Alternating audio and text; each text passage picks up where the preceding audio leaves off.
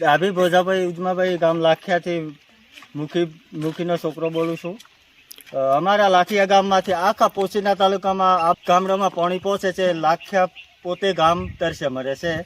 Null સે જલ યોજના પર સરકારની મોટી વાતો સામે લાખિયા ગામમાં પાણી માટે તરસતા લોકો પોશીના તાલુકાના આંબામોડા ગ્રામ પંચાયત હેઠળ આવેલા લાખિયા ગામ આજે પણ મૂળભૂત સુવિધાઓ માટે સંઘર્ષ કરી રહ્યું છે।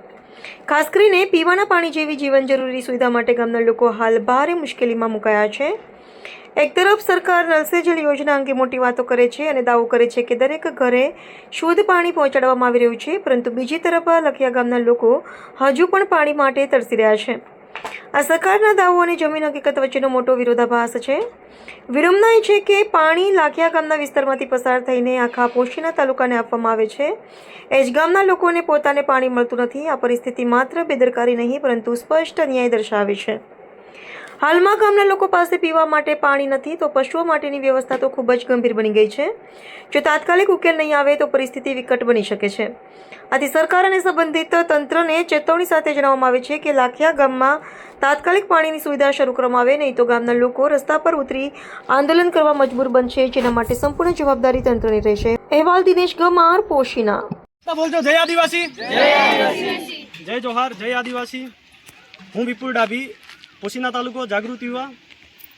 આજ રોજ હું મારા ગામ એટલે કે લાખિયાની અંદર જે પાણીની ઉનાળાની સિઝન આવતા પહેલાં હાલમાંથી જે પાણીનો જે કકળાટ છે જે તમને નજરે આવે જ છે કે અમારા ગ્રામજનોને કહેવું એવું થાય છે કે અહીંયા મુખિયાથી લઈ અને ગ્રામજનોને તમામ સંખ્યાને કહેવું એવું થાય છે કે પોશીના તાલુકાની અંદર પાણીની સુવિધા તો નથી પરંતુ પંચાયતની જવાબદારી એ આવે છે કે સરપંચ શ્રી દ્વારા અને પંચાયત દ્વારા જે અમને પ્રાથમિક સુવિધાઓ જે ગ્રામ લોકોને પૂરી પાડવાની જવાબદારી પંચાયતની હોય છે, પરંતુ જે પાણી છે એ પ્રાથમિક જરૂરિયાતની અંદર નથી આવતું।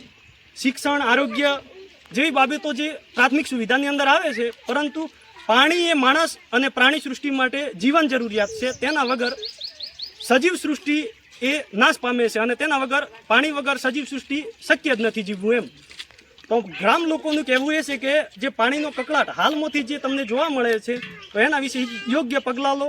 અને બીજી વાત કે આખા પોશીના તાલુકાની અંદર જે નળ સે જળ યોજના જેવી યોજના સરકાર દ્વારા જે કરોડોની ગ્રાન્ટ ફાળવવામાં આવી હતી, પરંતુ પોશીના તાલુકાના દરેક ગામડાની અંદર લાખિયા તળાવનું પાણી એ દરેક ગામની અંદર સપ્લાય થાય છે, પરંતુ જે ફર્સ્ટ નંબરે ગામ આવતું લાખિયા છે અને લાખિયા ગામની અંદર જ પાણીની કોઈ પણ પ્રકારની સુવિધા નથી।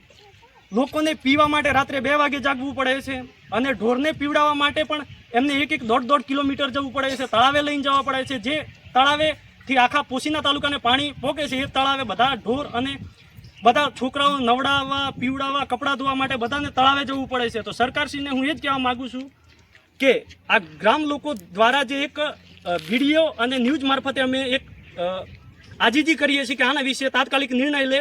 અમે તાલુકા ડેવલપમેન્ટ ઓફિસર TDO, જિલ્લા ડેવલપમેન્ટ ઓફિસર DDO અને સરપંચશ્રી બધાને ટૂંક સમયમાં આવેદન આપીશું, પરંતુ અમારા વીડિયાના માધ્યમથી તમે અમારા જે સ્થાનિક લાખિયા ગામના જે આગેવાનો છે એમનું નિવેદન લઈ અને હાશકારો આપવા માટે હું વિનંતી કરું છું। જય જોહાર, જય આદિવાસી।